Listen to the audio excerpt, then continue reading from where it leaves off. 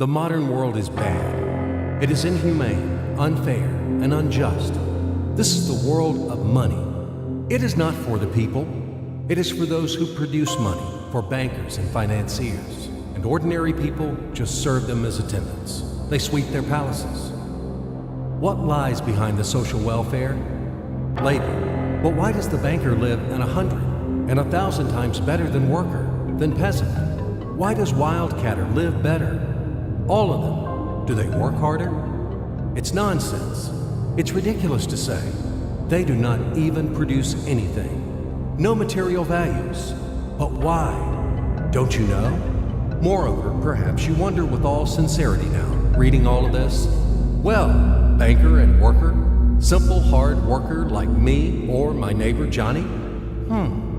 It cannot be compared. Banker is a bank, money, relations, and contacts. But who are we together with Johnny? Nobody. Naturally, the banker lives better than we do. But there is nothing natural here. The point is that everyone got used to this state of affairs, and they took it for granted. As a matter of course, a banker has to live better, and it cannot be otherwise. But it may be otherwise. So why? Why does a banker work less, but live better? Better than worker or miner? However, intuitively, you've got the answer by yourselves. Because the banker is a bank. Money. Exactly, money. This is the whole point, the cornerstone. And about them, about the money, we should talk more in details. So, what is money? Have you ever thought about it? The calculation tool, the measure of labor? As we are told from childhood, almost from the cradle, we have to work, work, and work. The money won't fall down from the sky. They should be honestly and hardly earned, etc., etc., etc. Sounds familiar, doesn't it? Familiar ad nauseum. Say it, by the way, to Abramovich, who honestly and hardly earned all his billions.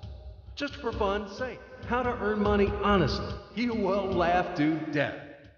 Yes, we have to work, but what should we expect in the end? A small pension and half-starved old age? Poverty. You have spent all your life working on some oligarch. You have been taken away all your power, energy, and health. You've been squeezed like a lemon. And after that, you've just been thrown into the dustbin as the fulfilled material. Is this necessary? But this is the reality, horrific reality of modern society. This is what we should all expect in the end, almost certain. Everything ends up this way for the vast majority of people in today's world, as it ended up for their mothers, fathers, grandmothers, and grandfathers, as it will end up in the present state of affairs for their children and grandchildren, great-grandchildren, then in turn for their children and grandchildren, and so on. The way of the world. Why? All of this is wrong, unfair. It must not exist. Why do some people have to have everything, but others have nothing? Why do some people walk in golden slippers, but the others barely make ends meet? They don't know how to feed their children, although all of them work honestly. Why does it happen? After all, we are the people, the brothers. We are equal, aren't we? Then why? Because there is a lie around us. A huge, continuous, monstrous lie. Do not believe anything that is broadcasted daily on TV by satiated and well-groomed masters of life. And people are not living. And the money is not even a measure of labor. All of this is an insolent and shameless lie. Lie, lie, lie, and lie once again. It is the news which is hung on your ears. Why do they do this? Just to make it easier to manage people. So you are oligarch now, or even an ordinary worthless deputy. Are you equal with others? In what? You live in a different way, eat in a different way, and rest in a different way. In one day, he spends more than you spend in a year. His wife doesn't even get out of Kosovo. And yours? He is treated in the best Swiss clinics. And what about you? his children and yours.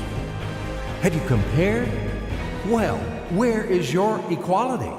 Perhaps you are equal in rights, aren't you? Oh, I forgot about the rights. As it is written in our Constitution, isn't it? By the way, there are a lot of things written on the fence, too. Nice and intelligent things. Read in your spare time. You will be inspired by these things. And what kind of equal rights do we have with the oligarch or the banker?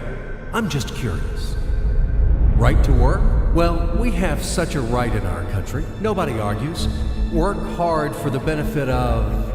You work hard at the factory, and he, soon quickly, as they say, to each his own. The right to elect and to be elected. Well, you can elect, of course. You're welcome. Just vote. No matter how people vote, most important, how these votes are counted. And what about to be elected? Are you going to be elected somewhere?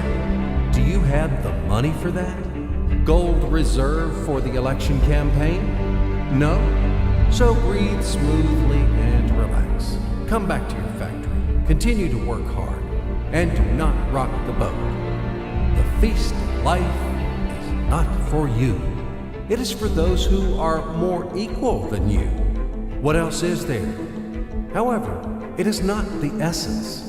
There is no sense for further continuation. I hope everything is already clear. What kind of equal rights you both have, and who are more equal. It is all about universal equality and fraternity. It is figured out, I think. Now we move on to the money. We won't talk about the measure of labor. These are fairy tales for idiots. Money is not any measure of labor. Otherwise, you would live like a lord, or maybe you don't work too much. I don't know. But what is money? Shackles, fetters, chains, durable and unbreakable chains holding the slaves in subjection more reliably than any steel. What are slaves in the 21st century? Do you ask me? What slaves? You and me, all around. You, me, him, her, all of us. We are all slaves, slaves of money. More precisely, we are slaves of those who print the money. We are slaves of our masters. Nothing has been changed at all during these centuries on earth. Oh, ho, ho. We live so far in the slave system. Only outwardly, everything has become more decent, more delicate, and more sophisticated. Our shackles are no longer heavy, rusty, and steel. They are invisible and weightless now. They don't seem to exist. You can go wherever you want. You can do whatever you want. You are free. But in fact, the shackles still exist. And damn, you are not free. Freedom is an illusion. Money, that's the point. Well, where can you go without money? It is not the Stone Age today. You cannot live in a cave. You cannot dress yourself in animal skins. And you cannot hunt for mammoth. And where are they, these damn mammoths? You need a house, clothes, food. And this is all about money, money, money. And once again, money. After all, everything around is just for the money. You cannot make a single step without them. But where do you find the money? That's right, you have to earn them. Do you hear? Clatter of chains, whistling of the whip, and shouting of overseers. Have you ever thought that it is immoral to sell yourself? That it is a kind of prostitution to sell your own strengths, brain, time? What is the difference from selling of your own body? Yes, but will you object that people have to work? If everybody would stop doing their jobs, what's going to happen then? We will resettle to the caves again, and we will get dressed in animal skins, won't we? That's right. Everything is right. It is very reasonable, logical, and easy to understand. As ABC, even I understood. That's what I'm talking about. Nothing has been changed at all during all these centuries on Earth. And these convincing arguments could be heard for sure in slave society, when the slaveholders had been trying to make understand their obstinate, blunt slaves who didn't want to work for them that it is necessary to work hard. Stupid slaves! And later, quite recently, in historical times, the landlords told their serfs, after all, if you stop to work, to plow, to sow, and reap, what's going to happen then? Our society will collapse, and we will die of hunger. We will run wild. Yes, it is necessary to work, to create something useful for the society. Otherwise, society will degrade and die. But firstly, we have to work voluntarily, not for a bowl of soup, and not only in order to survive. We have to do what we like to do. And secondly, if something, once it is necessary to work, it is necessary for everyone. All people are equal, aren't they?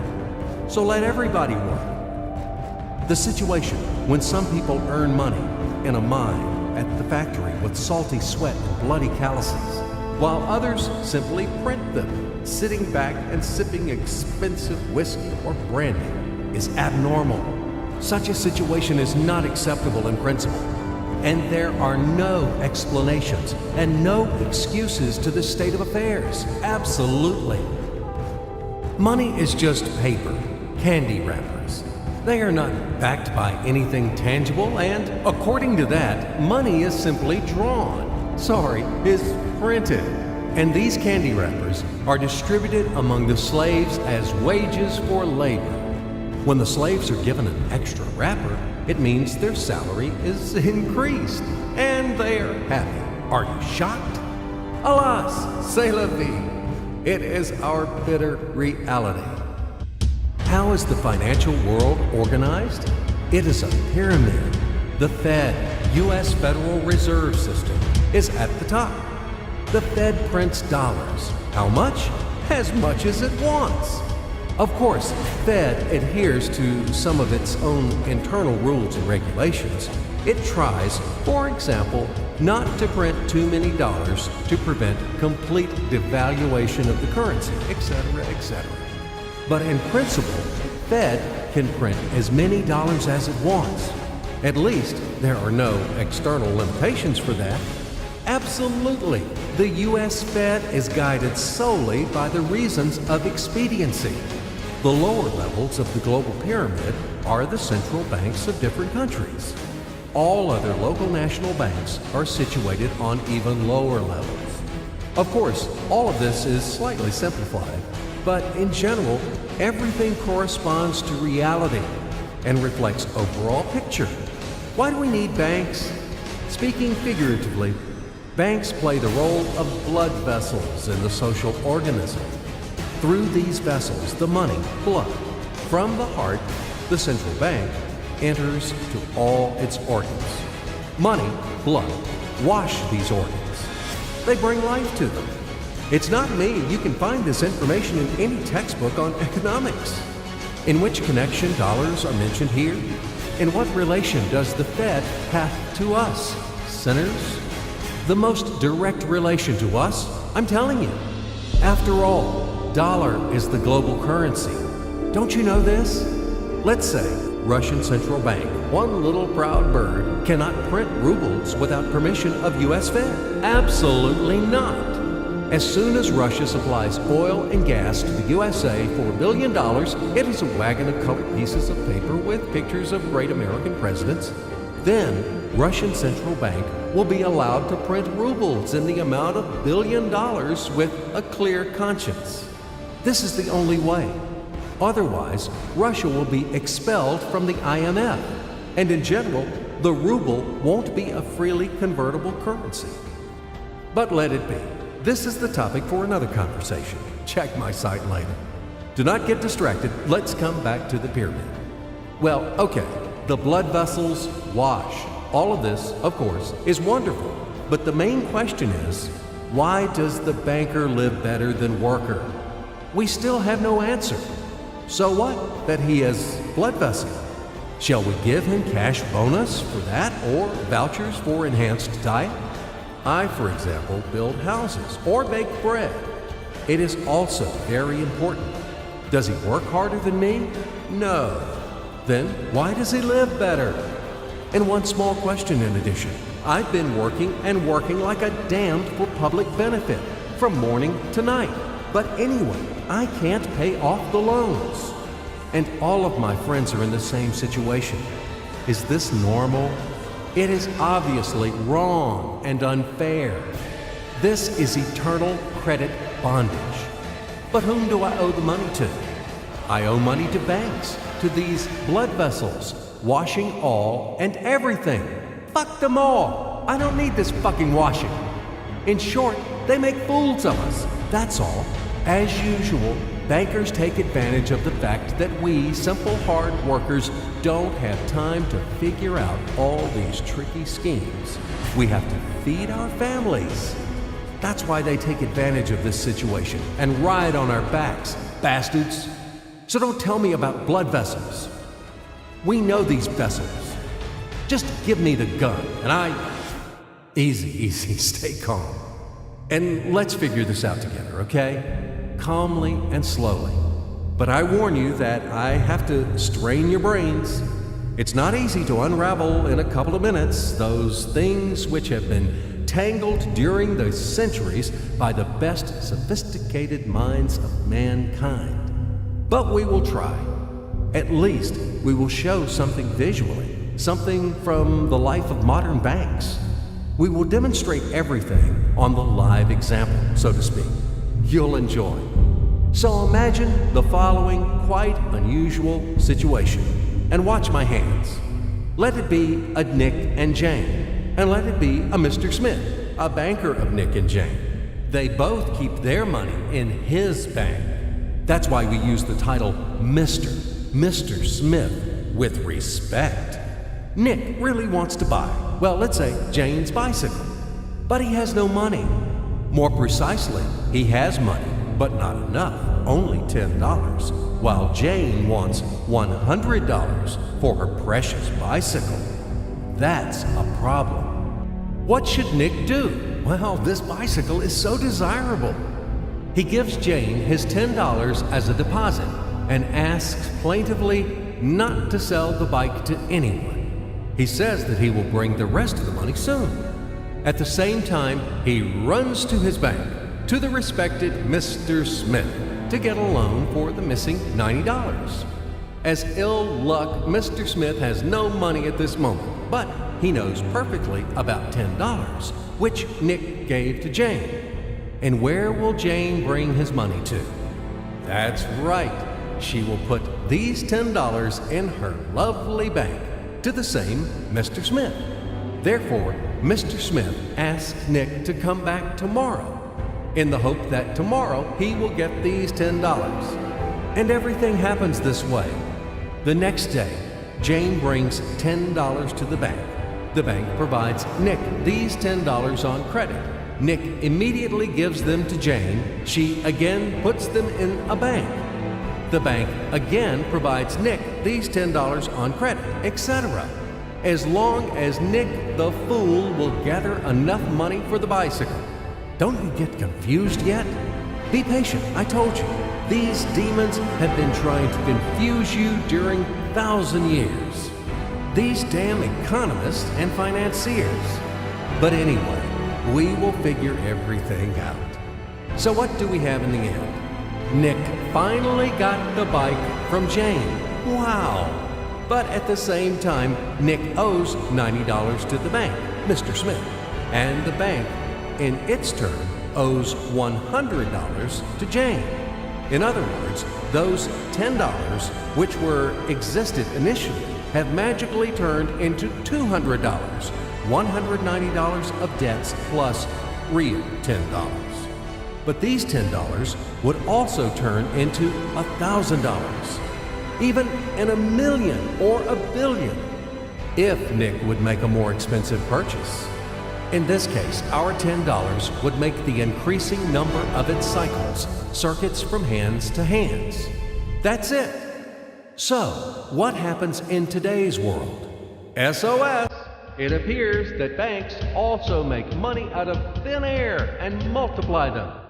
Not only Fed can produce money, but banks either.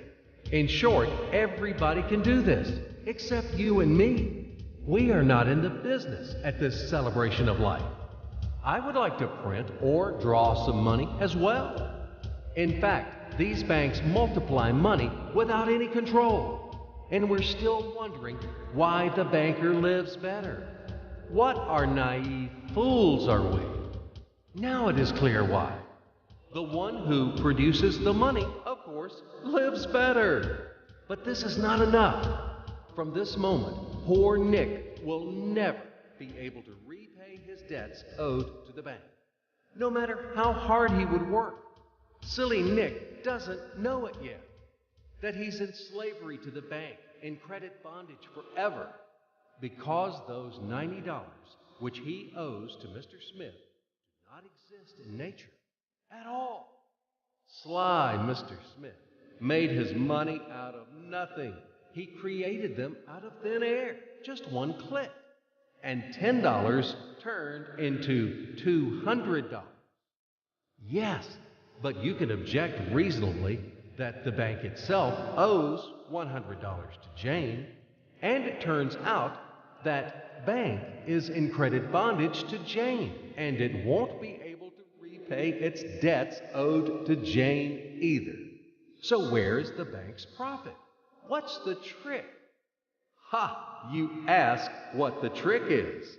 The trick is in the fact that bank has a lot of such Janes, thousands and millions, and they will never come for their money all at once. If one Jane comes, the bank will return her the money of 10 other depositors. That's it. It means that the bank's debt is dangerous and not burdensome. In fact, bank's debt is virtual. It exists only on the paper or in the computer program. It will never be repaid in reality, only in case a panic hit happens, when frightened depositors suddenly will come for their money all at once. Or maybe, do you know any other reason why banks go bankrupt from time to time? Here's why. Because there are not enough money for all depositors. There is 90% of thin air in the bank vaults. Just a lilac fog. Thus, bank is okay. It blooms and smells. We don't need to worry about it. But our Nick has serious problems now. He has to repay all the debts owed to the bank, completely, with interest and penalties. You know this. He will be forced to take a new credit in order to repay the old one. Then again, the new loan, and again, endlessly, until his death. There is no way out of this credit running knot. It does not exist in principle. That's it, trap slam. Now Nick is perpetual debtor of bank. He is a slave. From now on, he will work for bank until he dies. But he still won't repay his debts. After his death, his children and grandchildren will work for this bank. They all are future slaves of the bank. More precisely, they are slaves of this monstrous and cannibalistic global financial system, which spawned this ruthless and inhumane mechanism which must be destroyed finally. Financial apocalypse. It can break our financial chains and can save all of us. It can finally release us from centuries of slavery. All the old will be burned completely in purifying flame of apocalypse, and the new will be established. The Federal Reserve will be burned, and the wind of change will dispel the ashes of this damned insatiable octopus, spider, enmeshed the whole world with its sticky financial nets. Banks in their current form will be razed to the ground. They do not wash anything. Do not believe this bullshit. They bring death to all living things. They suck our blood. Banks are parasites on the healthy body of the society. Mites inflated from our blood. They are voracious and insatiable leeches, clung tightly to us. What do they actually do useful? Do they give loans at their extortionate interest? Actually, why do banks charge you interest on loans? Have you ever thought about it? Usury has always been condemned and despised at all times and among all nations. And now it is the norm. An entrepreneur gets a bank loan. For what do they charge interest on? He wants to create something useful for the society, for the whole society, including the bankers. He has to be encouraged and given privileges for that, instead of stripping off 3 skins from him. But today's banks were created not for that. The interests of the society are not important for them. Banks take care only about their own financial profits and benefits. They don't care about the people. Today's banks are faithful servants of the Federal Reserve. They are greedy and avid bloodsuckers, small ghouls in the service of a giant and evil monster. Modern Earl Dracula, who plunged the whole world into financial bondage, and it sucks and sucks our blood. And it will continue to suck the blood of our children and our grandchildren if we don't stop and destroy it. Hammer an aspen stake to all the banks. And do not forget the silver bullets. Apocalypse. Only financial apocalypse. We have no other choices. We are not slaves. We are the people. And we choose freedom. And this freedom is already on the threshold. Now, with the advent of MMM, financial apocalypse is inevitable. From now on, it's just a matter of time. Grain has been sown, and it will sprout. It is now sprouting, right now, at this very moment, and it won't perish. What is MMM? Global Mutual Aid Society, Worldwide People's Bank, Financial Social Network. You can call it as you like. The point is not in the title. The point is that it is a voluntary and formal network of millions of people across the earth, people who rose up against financial slavery. They decided to declare war on the Fed and other banks and to win this war. In order to achieve this goal, they combined their money together. And it doesn't matter that separately their savings are not big. But there are a lot of people in MMM. And together, it is a tremendous force, invincible force. And this force is growing with each passing day. Indeed, due to what do the banks exist? Due to the oligarchs and the billionaires? No, they exist due to the same ordinary people who keep their meager savings in banks. MMM really knocks the bottom out of banks, opening people's eyes. Why do people keep their money in banks? Because there is no alternative.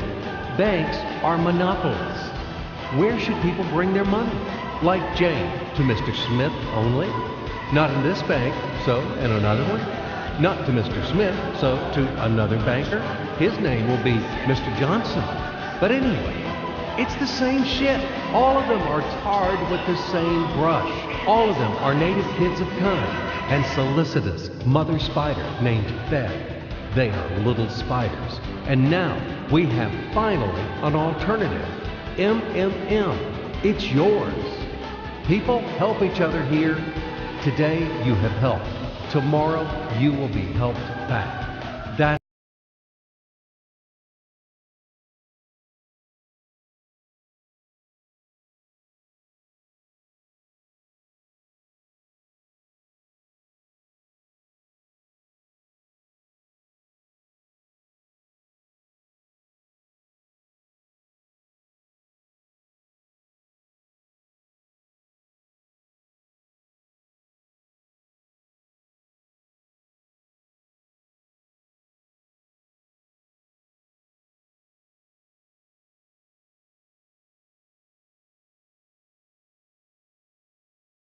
and then they take them back, as much as needed, as much as they need at this very moment. They do not seize, but they just take.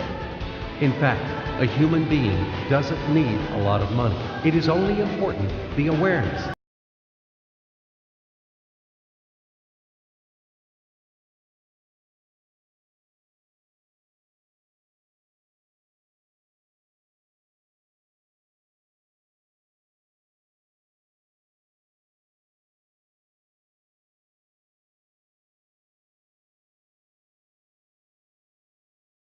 is the unit of a new society, a brighter and cleaner society. It is the unit of the new world, where the money won't exist, where everything will be different, honestly and fairly. There will be no slaves and no masters, and everyone will work for pleasure and for the benefit of society. And the good will conquer the evil, finally. Everything will be in that new world. Certainly.